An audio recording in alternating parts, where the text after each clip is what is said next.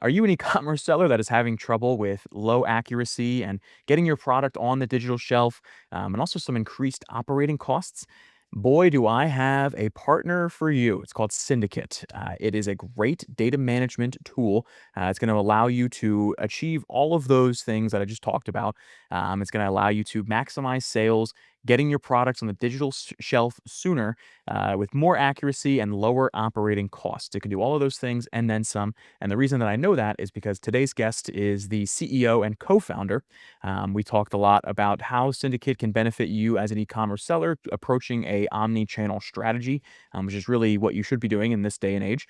And again, just more about how Syndicate is better than all the other competitors out there and more about how it can help. So today's guest is Chris John.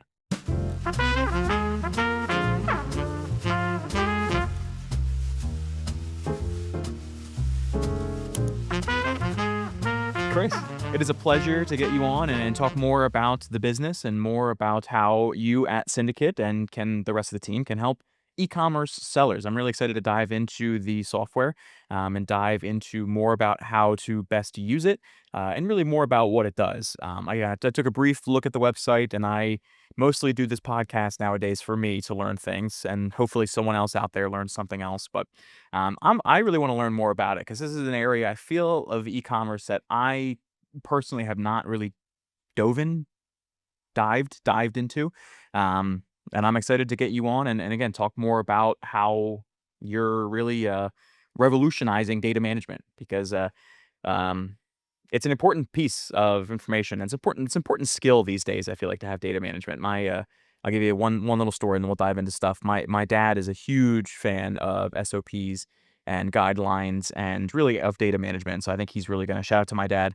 I think he's really going to like this episode when it comes out. So, That's but awesome. yeah. So the first things I want to do is give you a chance to explain yourself and the brand and the business to the audience. So give me a little bit more about how you got into again data management and how the idea of Syndicate came about. Sure. So, Pete, I'm a technology guy from 100 years ago. Had a good success of selling a couple businesses, and quite frankly, got very interested in the area of e-commerce. My prior business life was in fintech, but a lot of it came down to movement of data. And what we saw, going back, we started this business in really 2019. Was the way our customers are typically, brands or multi-brand, companies that are in the CPG space. So they're kind of people that are moving footwear, apparel, luggage, creams, what it doesn't matter really what it is, but they've got a digital network that they need to deliver their product information to, and it never ends. There's new seasonal product coming out, there's new events coming out, Cyber Monday, Black Friday, any of those type of events, they have to get their products and prices out to.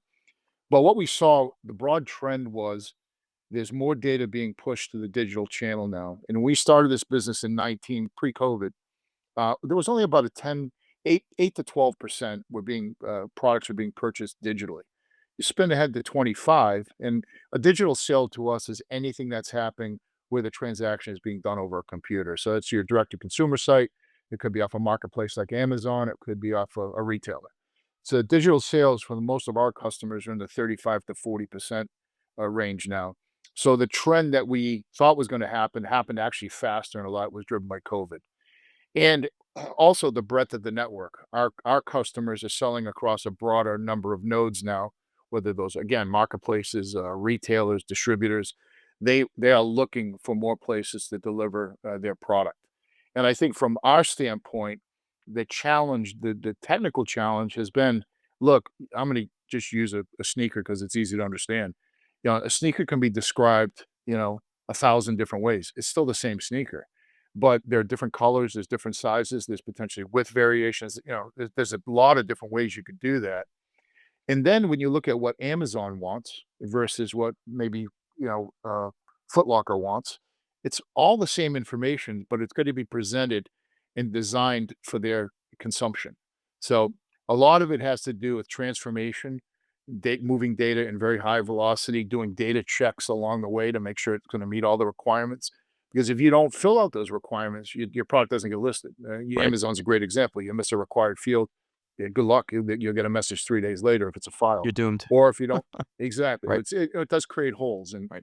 I think that's what we saw was a big opportunity for us as a business, where we could look at making this more efficient. I think, as it's just because I mentioned I came out of fintech, but I think fintech, if you look at the percentage of spend in technology, it's much more significant in that space. There's standards, there's really kind of models to deliver content and trading information, and it's really you don't deviate from it. And that's once you fit the mode, you're good. In this space, it's still very much the wild, wild west, because there's so many companies kind of pursuing this, and they understand the importance of it. And, I think that's changing. I think it's gonna change even faster with AI, and, from our experience, it's all about delivering that content with the highest possible quality, but ideally, also starting to get much more personalized to the end consumer who's gonna buy it. We do a lot in the B2B space, so our consumer is a buyer, Right. at a potentially a big retailer. It isn't, somebody that's a Foot Locker looking for a new pair of, Converse. So, conceptually, what we're trying to do is to always make that experience easier to buy in bulk, look at being able to take in data very, very quickly, very seamlessly, and get your products listed in a very high quality manner. That's our business. Love it. Yeah, no, I'm excited to dive into all of that and then some today. Like I said, I was poking around a little bit on the website and kind of, Mhm. again, that's where I got the quote of, I think, revolutionizing data management. I don't think I made that up. I wish I did. But can See, you my marketing guy did. Yeah, he's good. He's good. Give him credit. Can you kind of walk us through what a typical workflow would be from a brand's either their ERP or their PIM to retailers and maybe in marketplaces, and just kind of how you are essentially different from the traditional data, I guess, data management or data storage tools. Sure, sure. We don't position ourselves as a PLM, an MDM, a PIM, or DAM. I mean, these are all systems that we potentially can get data or information from. We also take in information, digital asset information, whether that's imagery or whether that's video clip or 3D, type of animation. So conceptually, we basically are a consumer of data. We don't need all the data. We're not necessarily the golden record like a PIM would be. Hmm. But what we do is we take that data and we make it fit for purpose based on where you need to send it. I always kind of use the example of what angle are you looking at it? We're always looking at it from right to left, meaning where's this data going, and is it in good enough shape to send it there, as opposed to somebody that may be looking at it from the supply chain, who's looking at it going the other way. But in our model, Peter, there's kind of multiple systems that potentially could be in front of us. We're taking feeds from ERP platforms. We're taking feeds from uh, usually PIM type platforms, oftentimes DAM for digital assets. In some cases, a customer may want us to take the inventory. In that case, we're going to be going feeding from an ERP or WMS type platform to check inventory levels. So our gamut and our kind of, I guess, environment that we operate in is in that space. We're taking digital content, its highest quality that's in the firm, and then we're targeting it to a specific destination. And targeting doesn't mean just you reconfiguring the fields. Right. We may optimize the way that content is laid out. I'm going to use Amazon. I don't have these templates correct, but let's say they're looking for 5 bullets of information, but Walmart wants 3, and Foot Locker may want 7. What we can do is we can take the data and tailor it to that destination. We can optimize it for content, and we can also make sure that its required fields are either there, and if they're not, we can default something, we can derive something. So again, we're thinking about it from the dimension of where it's going and making sure it's ready to go to that destination. So we take that data and we do manipulate it, we do derive it to make sure that it goes out with the highest quality, because it isn't that you have your data in super form and it's going to fit all purposes everywhere. Thinking like that was 20 years ago. Right. It's just not the way it's done today. So that's kind of where we think about it. We're trying to always add value along the chain, but also allow you to tailor it to the relationship. And that can also be pricing too. Yep. Again, as I mentioned, we're in the B2B space. Wholesale pricing is different across partners. Very. So, Yeah. so it's a very, I think it's a much more targeted delivery model in our world, and we are augmenting for syndication purposes. Wow. This is very, very interesting. Like I said, I have not dove into this area, so this is all new stuff to me, which is great. The other kind of piece of this too that I'm a numbers guy. I like looking at physical real metrics. So I was looking at, the, what's that called? Like, the reviews, I guess, that the client, there's a word for it, testimonials, and a lot of them said, you Syndicate was saving them countless hours, and eliminating, basically almost all manual errors on, again, this transfer and this sharing of the data and making it more fit for the different websites. Can you share any, like I said, real world metrics? I think one of them also mentioned something about Garrett Crotchet. No, kidding. But, I think, Wow. yeah, that'd be That was crazy. good. Yeah. He's the same age as me, which is very, demeaning a little bit. Some of these players are like 23 now. I'm like, what's going on here? But can you share anything, any I love real world examples and I love real world numbers and data. Do you have anything that you could share about how Syndicate has helped, improving on like the speed to shelf or error reductions or even like a sales lift?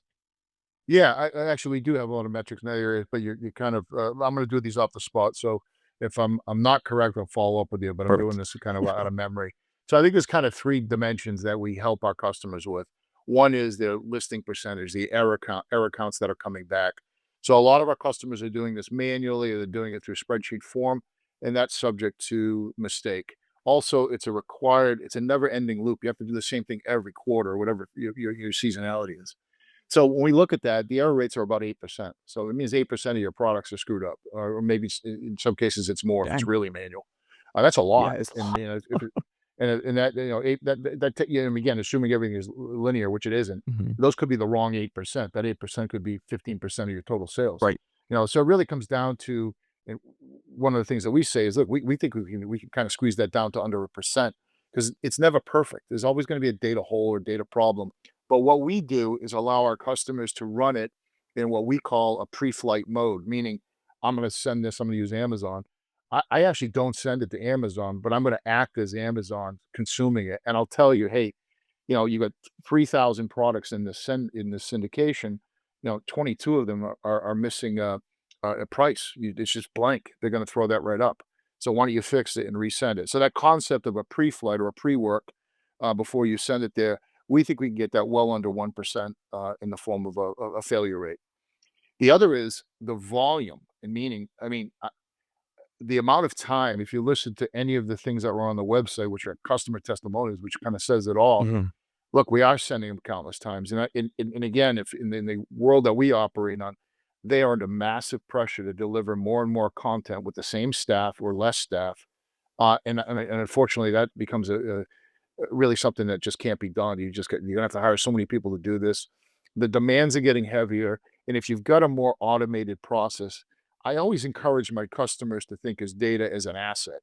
It's gonna help you sell, and if you're on that shelf first, or you can get your data there before your competitor, Mhm. you win. You're gonna sell. Right. And there is a time box now. There is a time box. If you're late, you're constantly late delivering product to a specific destination or a partner, and you're not that important to them, they're gonna switch it out.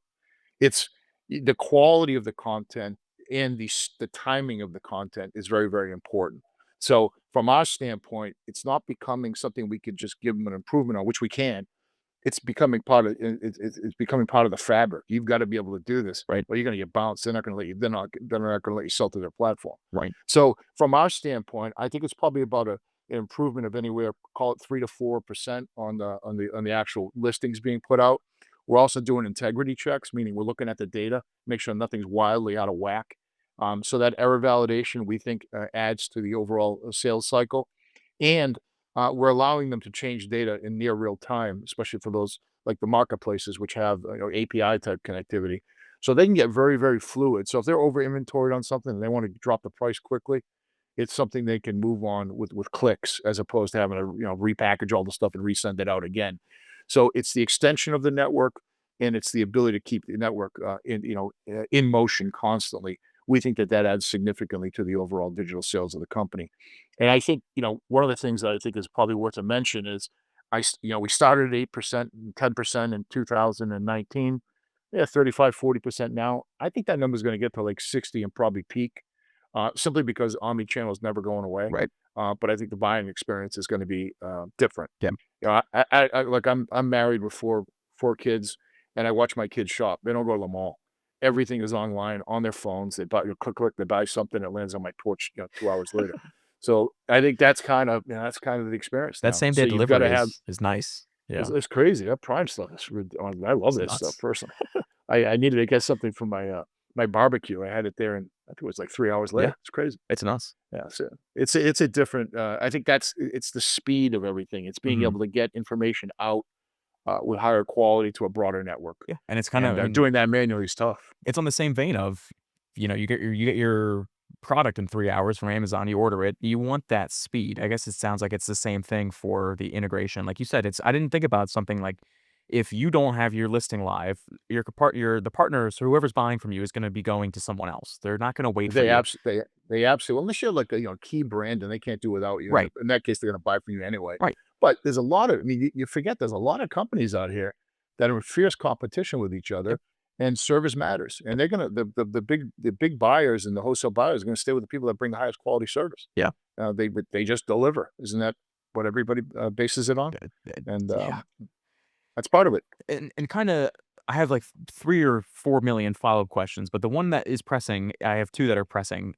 With such high variant or high, I guess, what's the word? High variance SKUs, and things like you mentioned shoes, and you mentioned, apparel, electronics, and all these other catalogs that are very they're straightforward, but there's a lot of different types, the color, the size, all this kinda stuff. Yeah. And maybe this is something they're secrets of Syndicate, but what ensures the speed and the stability as volume continues to grow amongst these partners that you have? Like, what is the and again, maybe this is something that I don't wanna give away your secrets to any competitors or anything like that, but, like, how do you guys make sure that the speed is still consistent and that you're getting your listings as live as possible? Sure, I think it starts with, I mean, when our customers think about this, they think of it as a countdown. So if they're rolling out a new season, Mhm. they're going backwards, meaning, this is the date that they expect their products to be coming over. I'm gonna use, China as the example, but it takes 6 weeks to get something, manufactured and sent over from China. It's coming over the ocean. We expect to be having product and inventory on this date. They actually count down 12 weeks before that, and they think about it as a giant countdown. So they have to have Mhm. all their digital assets, all their information ready to go, ready to hit that button roughly on this week. Virtually every client that we work with thinks of it as a countdown. So that concept of a countdown is you're either gonna get it there or you're not. If you're late, you're probably losing sales. I mean, there's Right. just no way to say it. You might get bounced off the digital shelf, or or you're gonna frustrate the buyer on the other end. So that concept is a very, it's like a dance. You've got to stay within that rhythm. The things that are really also happening now is that there's event-based, things where a very large chunk of sales happen. I'm gonna use, Cyber Monday as an example, right? Right. We've got Black Friday, right? Massive amount of product is purchased in those 2 days, and that countdown's already started. I mean, they start that thing in, like, May. So, conceptually, a lot of this is about getting digitally ready, being able to move that information in very near time, having near time information about pricing, inventory. What do I have? Because it's moving at a very, very high velocity, and then being able to get it out and get it selling. So if you got to be there to sell, and if you're there, you got to have product and you got to execute. So that is something that a lot of, I guess, older established companies are now picking up on. They've got to get their game face on. It really is, I never thought about it like a countdown, but really when you put it in terms of Black Friday and how we look at it too from our side of our velocity brand management side of things, is that, hey, listen, you gotta be ordering your, like you said, Q4 products now. Because if you're not, you're gonna have a very difficult time getting them in the next couple of months here, because the other people are already Oh, on that. So, no question. yeah. And honestly, if you look at what's going on with the tariffs, Yeah, yeah, I yeah. mean, orders are gonna, they're sitting on orders. I mean, the supply chain's kind of a little bit off. I mean, I know a lot of our customers, senior executives, are very nervous about Yeah, this. And if you read any of the FDRA publications, this is a brutal time. yeah, It's almost like COVID for them because they don't know if they're going to have product when they need it. Did they overbuy? Did they underbuy? It's very difficult to navigate this, and I feel for our customers. It's difficult, and these challenges seem to be popping up every 4 or 5 years, yeah. whether it's a, macro global event or a supply chain kink Right. or, whatever it is this week, but it just seems like it's a hard the business is getting harder and faster, and I think you gotta have the kind of the tools that you need to kinda stay ahead of it. Yeah. Yeah, it's very interesting, the events, like you said, that happen every 4 or 5 years. It almost seems like they don't want us to be buying things anymore. That's a whole other conspiracy. But in any case, the other pressing question I kinda had about the again, looking at the speed of things and just getting everything live on a variety of different channels. And again, I don't wanna give any trade secrets away, but how do you maintain the privacy of data between talking from the different clouds, from the different markets? Um, how does Syndicate approach that with, again, these your customers, your partners' data? Yeah, I think there's kind of two modes of communication here that are very, very channel specific, right? What is the nature of that relationship? A lot of product information is public, is out there. I mean, you're not going to, if it's not out there, they're probably not going to send it to us to send anyway. So conceptually, that's not really that big of a deal. But their collections may be targeted and tailored towards a specific relationship. Their post-sale pricing may be targeted to that relationship.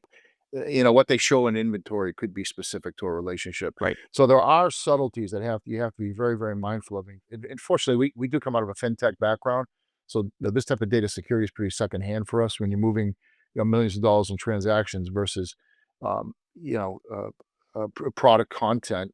It's the same levels of structure and discipline. You got to be working a SOC 2 and two environment. You've got to have it, audited every year. It's a process, and it's not trivial. It's just if you do this right, it's not something you do once. It's something that just never comes out of your fabric. You're doing it every month. right, Your disciplines are there. The way you release software, the way you treat customer data, the way you get rid of customer data.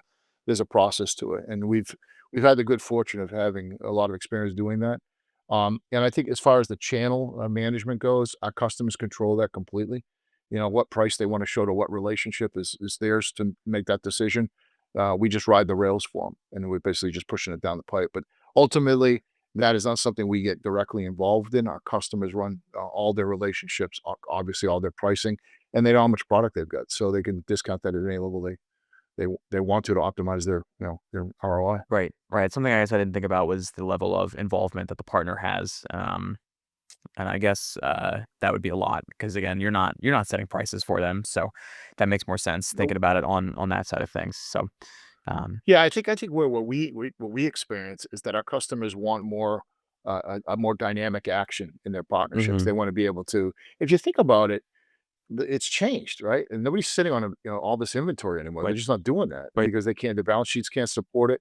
And when you look at the way things are going, they're looking to have the optimal level of inventory, and that means if you're selling 2,000 SKUs, I mean, 25,000 SKUs, doesn't matter really what it is, probably half of them or 80% of your business. You got to make sure you got inventory for that, and everything else is a little experiment. I think the other trend that we've seen recently too is like a lot of international expansion, meaning American products are being sold internationally, and products primarily that we're seeing from Europe are being sold over here. So it's this concept of variety. I think everybody's looking for what's next, and is kind of quite frankly, as balance sheets shrink and the product selections maybe maybe growing smaller. They're thinking more broadly, and I think we're seeing a lot more products internationally yep, now being sold here in the U.S. I think that trend is going to continue. I think AI has got a big part of that, meaning being able to do all your translations instantly across different languages. It's fantastic. Stuff works like a jet, and we're seeing that what used to be a barrier to doing that is all these barriers are coming down pretty quickly. yeah. It's very you're right, the international thing is very interesting, especially again, going back to the tariffs of where Yeah, people are starting to source from now, and where people are considering expanding to, like you said. And it's also interesting, we talked a little bit, you said more about, these partners today want more hands-on involvement or they want more interaction with their companies. It's not just all right, I'm hiring you, take care of everything. We use the term two-way street here, is how we kind of interpret our partnerships with our partners, people that we work with, that we yeah, manage. Is that this is a two-way street. It's not just you hire us and we take care of everything. We're gonna handle the bulk of the work, but we need your input and we want to work with you. And a lot of the times that's what they want as well. So yeah, no, yeah. it's interesting again, especially coming from a syndicate point of view of how much back and forth goes into this. So yeah, Yeah, and, we always try to keep the perspective too. Data is your asset. If right. it's your asset, you wanna control it, you wanna manage it, you wanna say when it's good. You don't wanna rely on a partner. So your example of the two-way street, absolutely. And, I think that we take that very seriously. We're not experts in everything digital, but what we are really good at is delivering content and product information. And one of the things that's probably an early announcement, we're moving very aggressively into the order capture space. We're Mm, seeing that as a logical extension of what we're doing, where our customers can place orders off of sell sheets that we're putting out anyway, and allow that to flow back in. So very cool. those concepts of B2B, and again, it's not in the retail space, so we're not trying to compete with a Shopify or anything like that. Right. But conceptually, a lot of our customers are doing sales with a pretty significant number of distributors, wholesalers, even smaller retailers. Well, they just want to get the orders in, and it's really not that hard to get the order in because we already have the content. Right. Just got to place a number and send it through and make sure the inventory is there. So theoretically, we see this as the logical kind of extension. And I think what has happened in the technical ecosystem that we live in, there's kind of a convergence going on now of other capacities. You get these point solutions that are out there that are now kind of being merged together into bigger platforms. And I think that trend's going to continue over the next 4 or 5 years. There's a lot of best of breed stuff out there, works really well. And I think when you start to look at integrating your PIM with your supply chain or integrating your PIM to an e-commerce delivery sequence, and you start to look at how this data all interrelates, I think you're going to see a streamlining and larger platforms being put together in the next 4 or 5 years. Yeah. No, I totally agree. You kind of beat me to it. I have a fun question I always like to ask at the end of kind of what's next for Syndicate or what's next for the business, but I still want to ask you that. We'll get to there. Um, Absolutely. but on the topic of a two-way street, one of the things that really caught my eye on, I believe it was under the products, the general products page, was the white glove service. It sounds like it's more of like a two-way gilded street or like a street covered in gold two ways. Tell us more about this support and how you co-manage the data mapping with clients, and really again, what really sets that apart from just the general two-way cobblestone street. Sure. I think there's kind of a couple of things. Number one is many times our customers don't have the resources. So sometimes our smaller clients don't have the technical resources on hand to do it, but they want to get to a specific destination or an area. Many times they'll just rely on us to do the mappings for them. And then what they do is they vet the mappings with us before we send it over. So conceptually, because we've got some tools under the hood that allow us to do this pretty quickly, we really just need to know, does this meet your requirement? And what happens often is that these requirements change.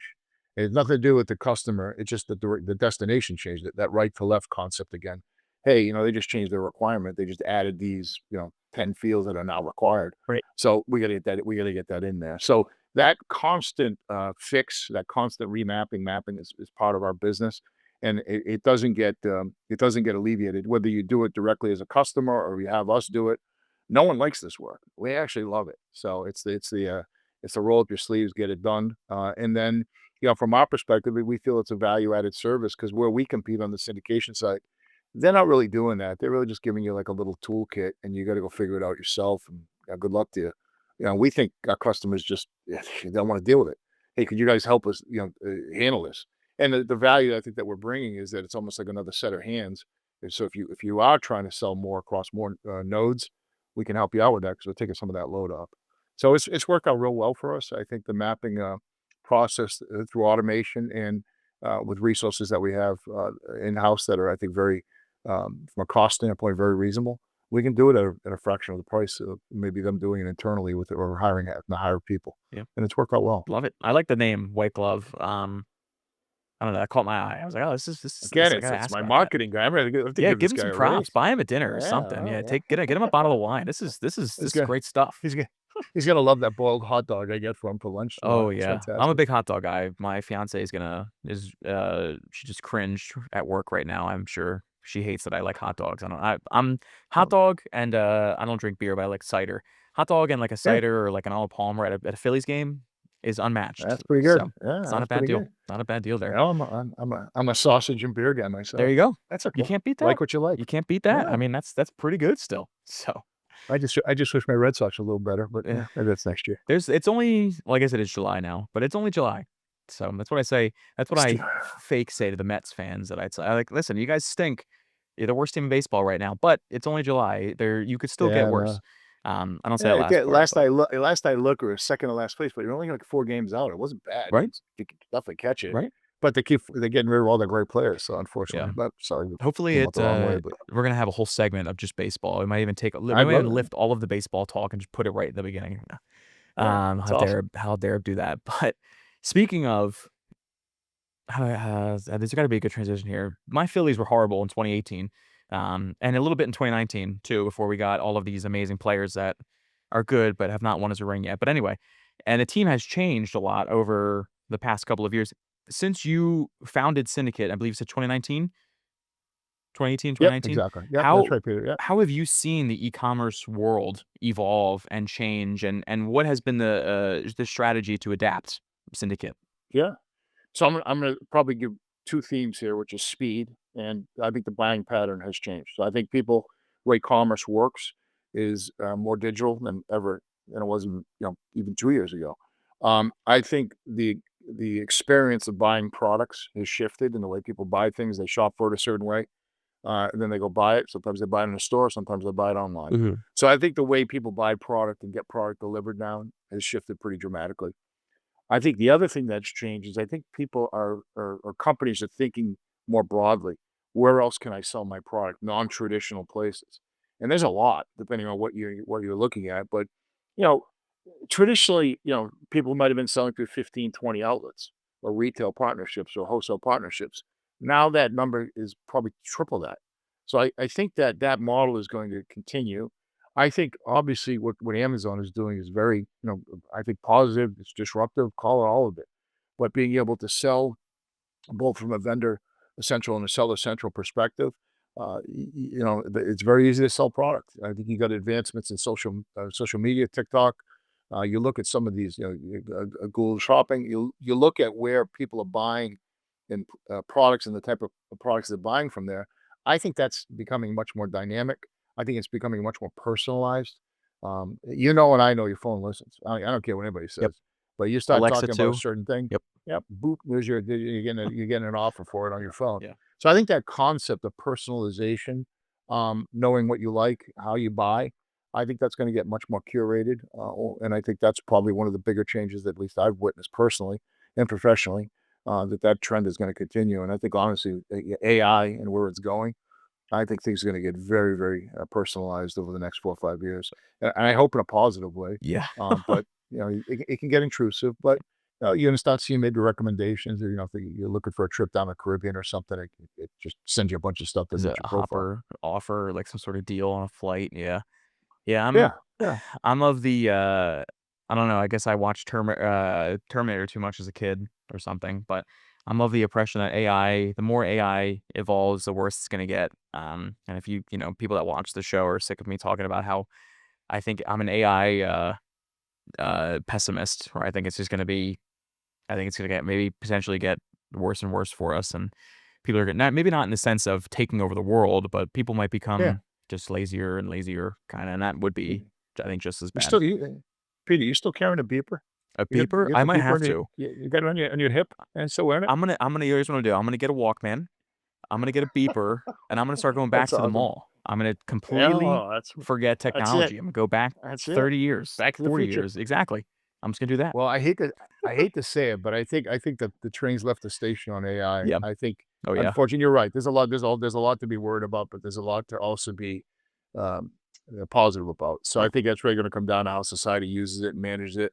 But it is an amazing, technologically, it's amazing how fast you can build software Yeah. now, how fast you can map software, how fast you can QC data. It's gotten really good language translation, and it's just cool. And we're still very early days on this Right. stuff. So I am fearful in some parts of it, but I can see the power of it. Yeah. It's pretty amazing. I'd be a fool to say that AI has not empowered a lot of great businesses and a lot of, just amazing advancements in technology. I just worry I had this quote, I think I said this on our other episode, there's a quote that's like, "Science, science always asks if they can and never if they should." So, Yeah, yeah. we will see in the next 5 so years where we are and what happens, but a little bit right now, I'm like, "Ooh, like, where are we going with this?" So, Yeah, we'll see, I but know. I gotta be honest with you. It's the most disruptive technology I've ever seen in my 30, 40-year career, and that's Yeah. just amazing what it can do. Yeah. I mean, the efficiency, the ability to build code in seconds Right. would take a week. It It's crazy, does it but it's instantly. Yeah. No, I yeah, can definitely again, I can definitely see the benefit. Just a little, but yeah. But worry. yeah. I get it. I'm the same way. There's Word, stuff. yeah. I mean, honestly, you look at Elon Musk. He says the same thing. Right.